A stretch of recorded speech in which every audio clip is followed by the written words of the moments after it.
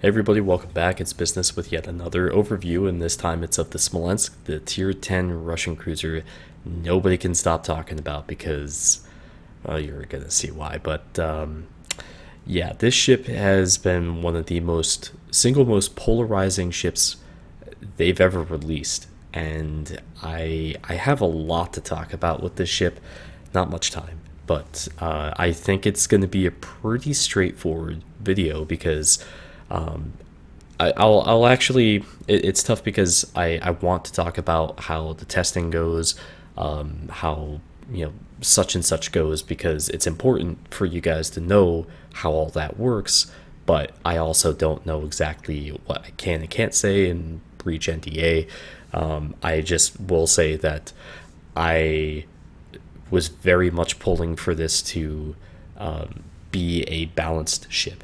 I was hoping that we would see this without the smoke, maybe a couple changes here and there. This is a ship compared to the Colbert where we can actually take stuff away from it and make it fit into the game without actually completely screwing the ship over and those people who buy the ship, or whether it's one way or another, right?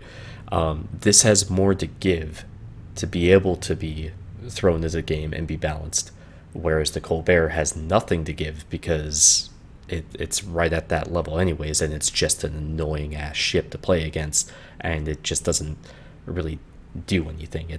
I hate that ship.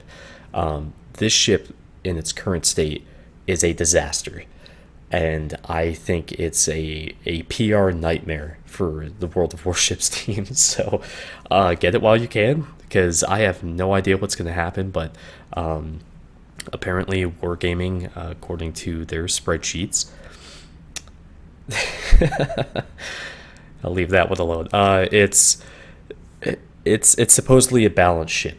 The problem with this is honestly what you're looking at now. It's not even the guns. It's the fact that this thing either takes all damage or nothing, but almost never actually takes all of that damage, though. It's the chances of getting a dev strike on this. I haven't done more than half damage to this, and that's always been because of one crazy ass shell manages to do a citadel, and that's all I get against it.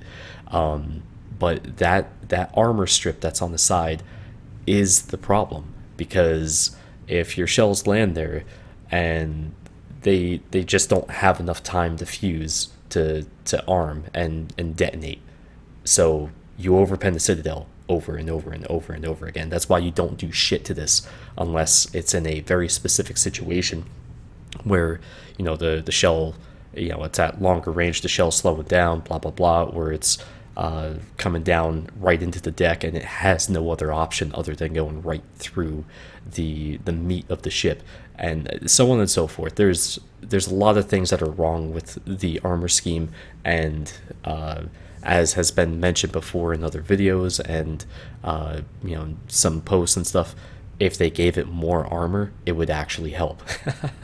It would the way the shell and armor mechanics work, you'd have to add armor in order to make this more vulnerable.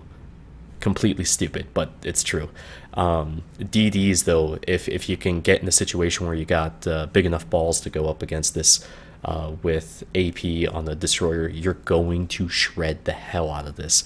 I have had no luck doing that myself. I've had no luck doing anything with a cruiser other than another Smolensk against another Smolensk.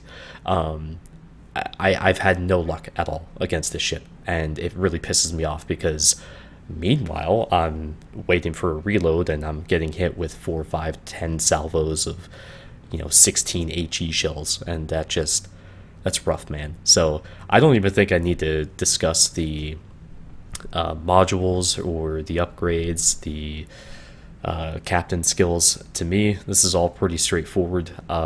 There are some options here. I don't run IFHE. I don't run Demolition Expert. You don't need it. The burn probability with 16 shells, it's complete overkill to run Demolition Expert. And I'm not saying the burn chance, the burn probability. It's a different thing. You have 100% chance every broadside salvo, or I'm sorry, I'm screwing myself up here. A 100% probability to start a fire every single salvo you have. Like, you know, and that's just batshit crazy. This is what's scary, though. The shells coming in while you're, you know, trying to get yourself into position and stuff. Like, the blind fire shots are the ones that will absolutely wreck your day when you're playing the Smolensk. One of the most powerful things that this has, though, is a situation like this. This enemy Hirugamo is in here in the smoke, and I can saturate that smoke with 16 Grozhevoy shells and just shit all over somebody while they're in smoke. And I do this all the time with this ship because it's super easy to do so. There's no penalty for it other than getting spotted, potentially. And when you're facing off against a, like, if you're in the Smolensk, or, you know, obviously facing off against somebody in the Smolensk and you've got smoke, you've got to pay attention to this type of stuff, because you can't sit on them not shooting into the smoke when they know you're there, especially if you're giving your position away by firing while you're in the smoke. They're going to keep laying those shells down, and it's just kind of crazy, honestly. But this kind of moment here encompasses what the, and I did not expect to set a triple fire there at all. I mean, it was one fire and then a double fire on the next salvo.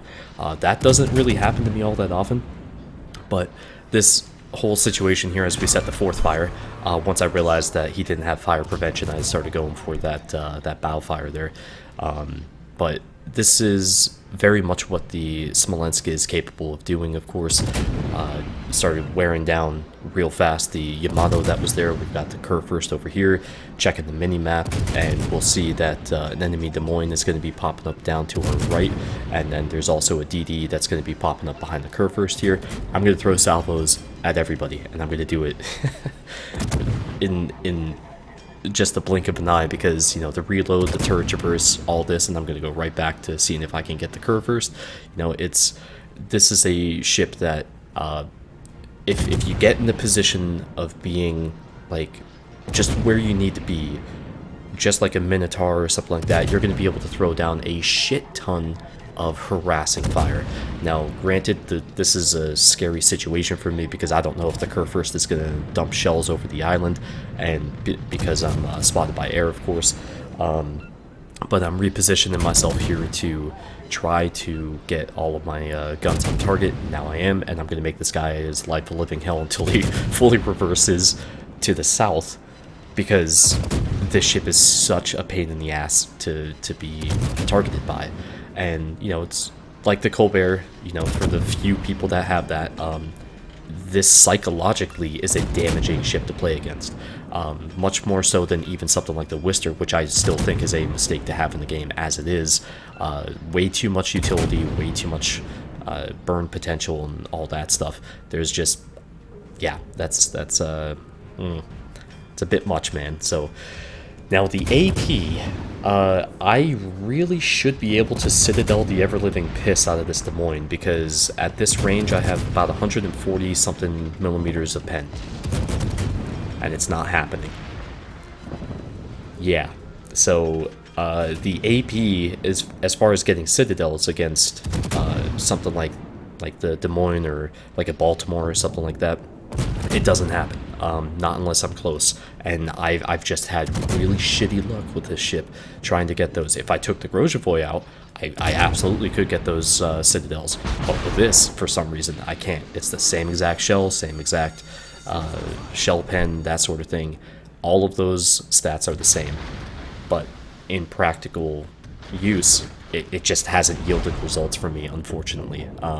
I mean, lucky for them, but and this is what I was talking about here. So you know, he's still going to keep firing even though I'm behind cover and not even spotted anymore. He's just going to keep laying into me. So I'm switching over to AP, though. He's overextended here, and I'm just going to wait for my moment to shine, as he now has that broadside, and that's great dispersion for 16 goddamn shells.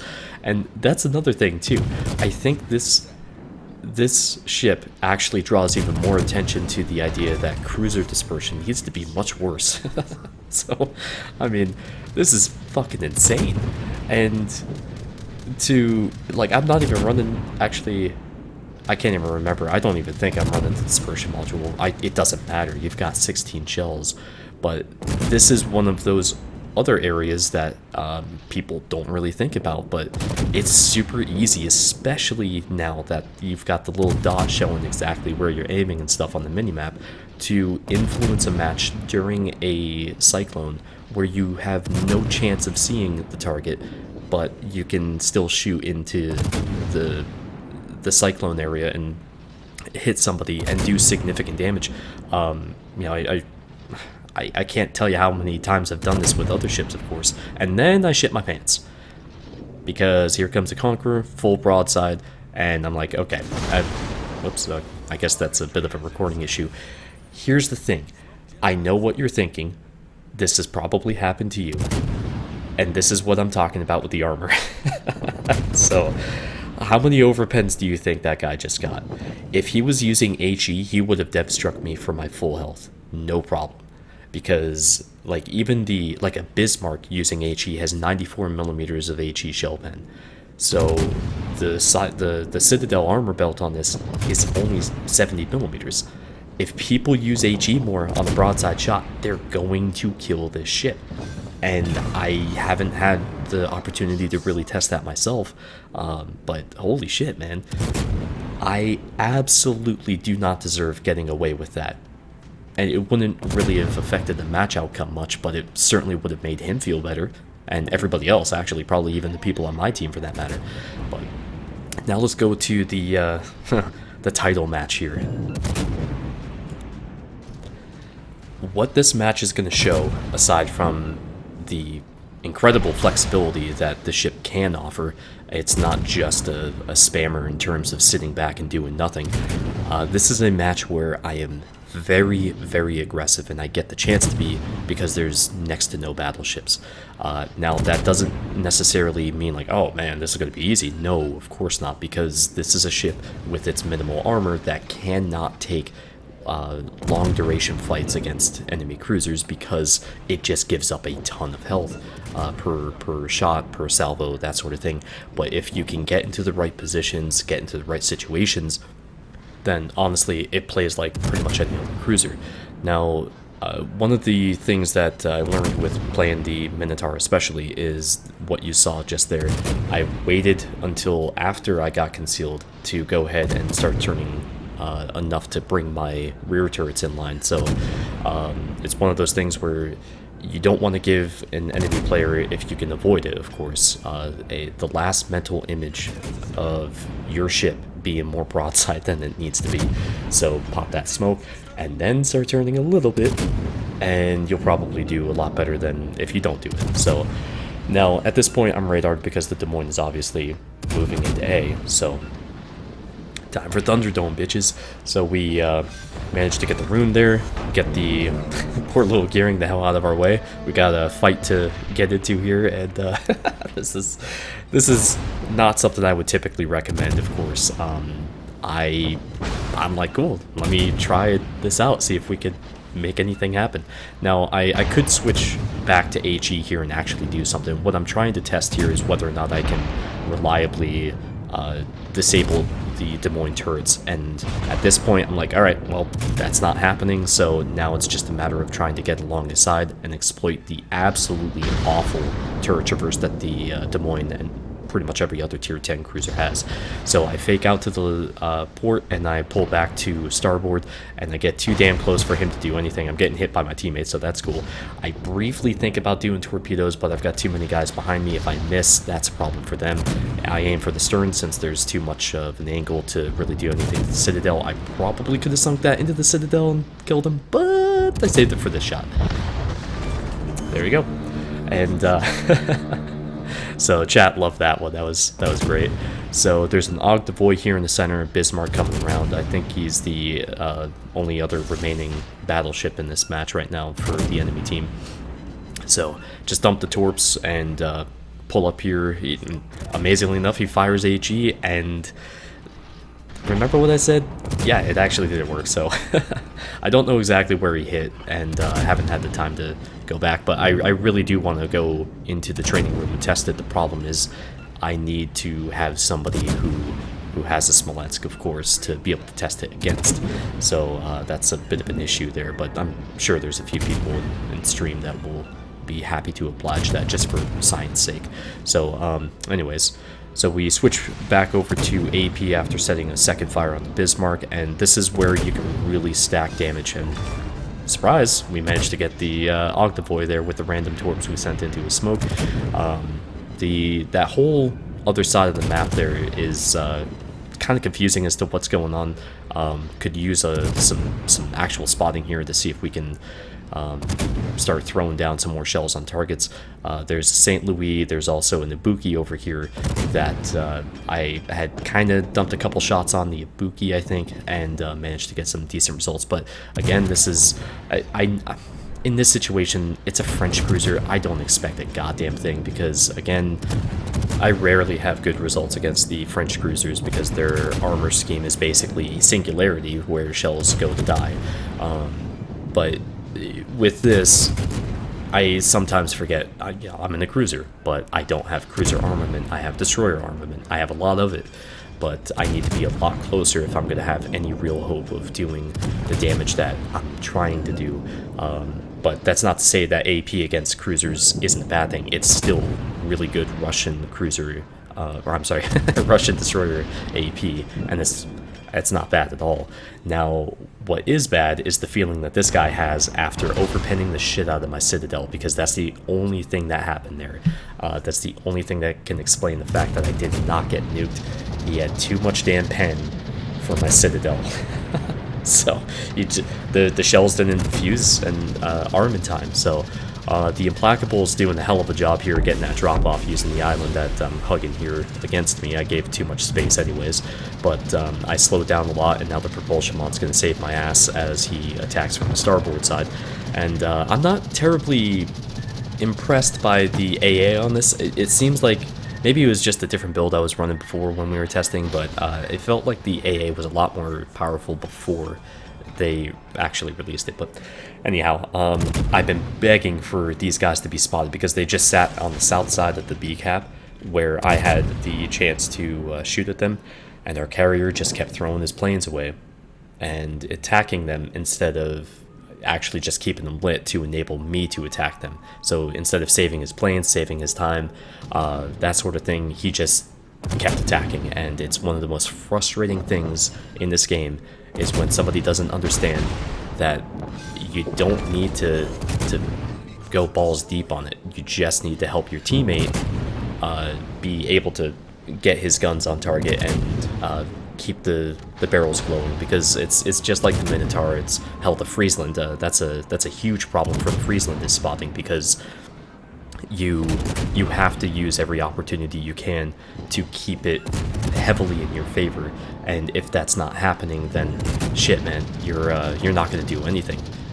You know, there's peaks and valleys with this ship, the Minotaur, and of course our Z-52 goes down because our carrier is over here attacking this guy who's not in the best engagement, of course.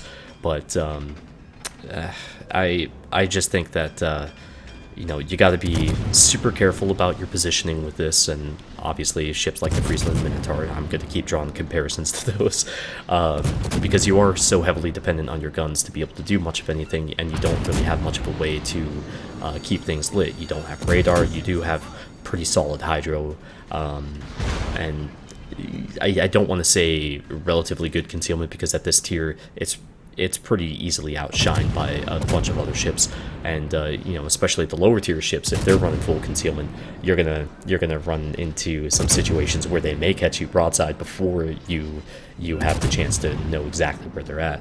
But anyhow, I finally get the crack in there against the Bayard, and we had an opportunity to get that Implacable down, but we just had no spotting when I was over on this side to begin with, and that's a shame. But yeah, he managed to really fuck me up a fair bit with his planes. So this is just a disgusting match though, and I can't imagine, I mean, the chat was by the end of it full of questions and astonishment that they didn't manage to kill me, because I was that way as well. I have no idea how that happened, but I had over 100,000 damage with the AP on an HE spamming ship. So that's pretty gnarly. It didn't even get, I was 2/3 the way to a Witherer, so of course we didn't really fight anything in terms of battleships all that much, which that certainly would have gone much, much higher if there were more battleships there, but I would have played entirely differently as well.